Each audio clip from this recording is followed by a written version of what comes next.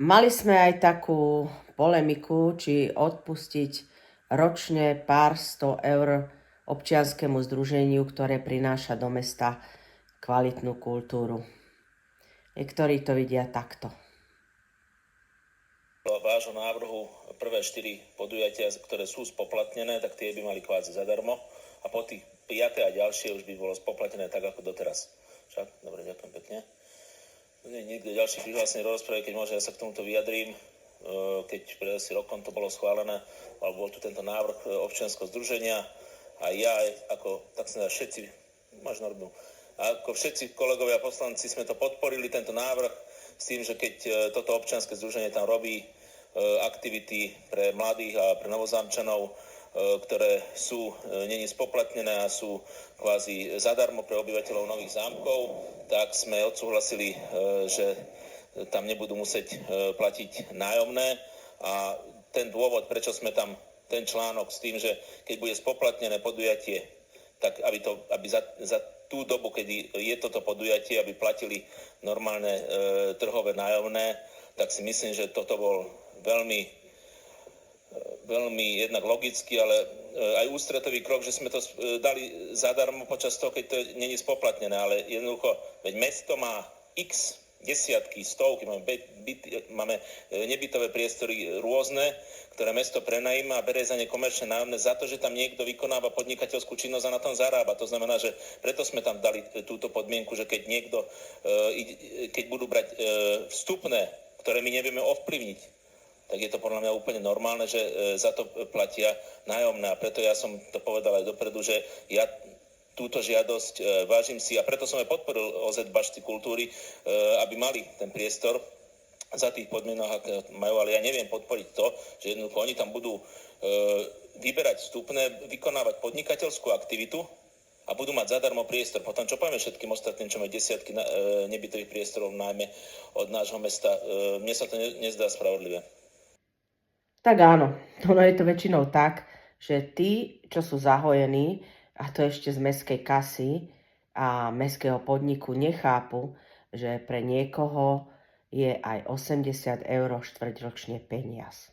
Za to, že prevádzkujú bar, čo je úplne normálne a teraz chcú prevádzkovať podnikateľskú aktivitu, keďže vyberajú vstupné, tak to verím, že všetci uznáte, že je to podnikateľská aktivita. To znamená, že ja som rád, že tí ľudia sú tam, že robia akcie pre mladých, pre novozámčanov, nemajú to spoplatnené, ale keď jednoducho, tak im dajme, že dobre, že to bude, keď sa dohodneme, že keď to bude vstupné do 1 eura, tak ok, berem, ale oni si tam zavolajú niekoho, bude vstupné 50 a 100 eur, lebo nie je to obmedzené. A potom oni nebudú za to musieť platiť nájom, podľa mňa to nie je spravodlivé. Markantne, v tom som sa s Kalmým nezhodol, že aký je rozdiel medzi tým, že niekto vykonáva podnikateľskú činnosť, že robí koncert, normálne ako komerčná akcia, a niekto vykonáva športovú činnosť. Ako podľa mňa to, že hádzanári alebo futbalisti tam hrajú futbal a chodia tam novozámčania, to robia pre radosť tých ľudí a vyberajú vstupné 1-2 eur na tej hádzanej. Ja zvyknem platiť tam na tej hádzanej 3 eur, či koľko máte vstupné.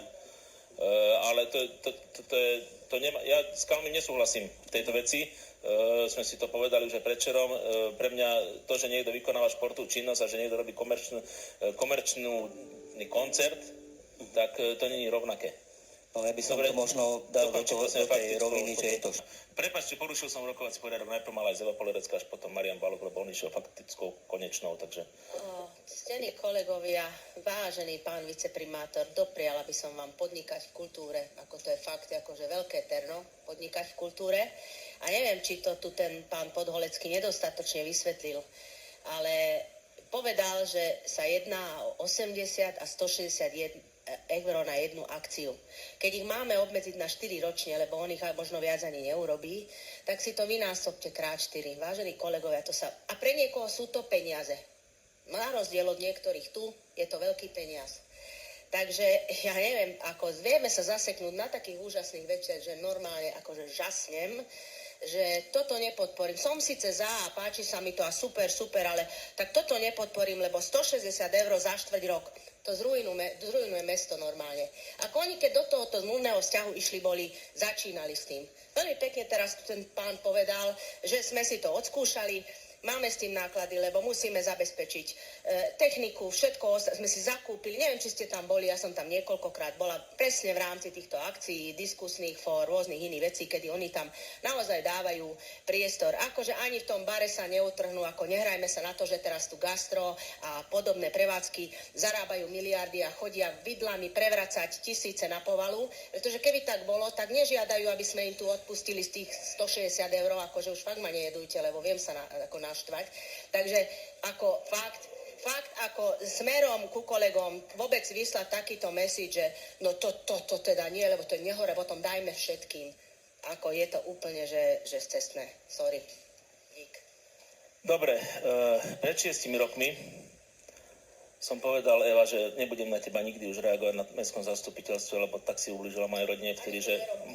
Ale dávno som ti už odpustil. Dávno som ti, Eva, odpustil a tak, ako sme si pred chvíľou, keď som to prvýkrát porušil, že som s tebou diskutoval, tak budem s tebou diskutovať od teraz už aj naďalej. Takže to už neplatí, čo som vtedy povedal. Eva, ja ti budem týkať ďalej. Želám si to. Som dáma staršia. Dobre. Podstatne staršia. A na chodbe si tiež budeme vykať, alebo? Tam nemusíme. Nie? Dobre, tak vám budem vykať. Ale odpustil som ti už dávno. Ďakujem pekne. Ďakujem. A teraz budem reagovať na to, čo ste hovorila. Ja som to povedal úplne principiálne.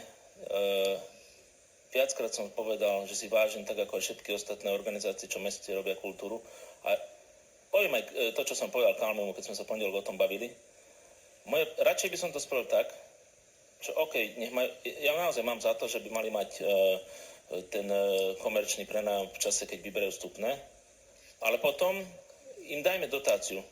V rámci dotácií ich vydotujme. Lebo pre mňa to nie je spravodlivé. A to je celé, čo som hovoril. Ale v poriadku. Pokrvní bratia a sestry to samozrejme neodsúhlasili. A v zápätí boli ready dať 100 000 inej spoločnosti, ktorá tiež vyberá vstupné. To nevymyslíš. Ale to už je ďalší príbeh.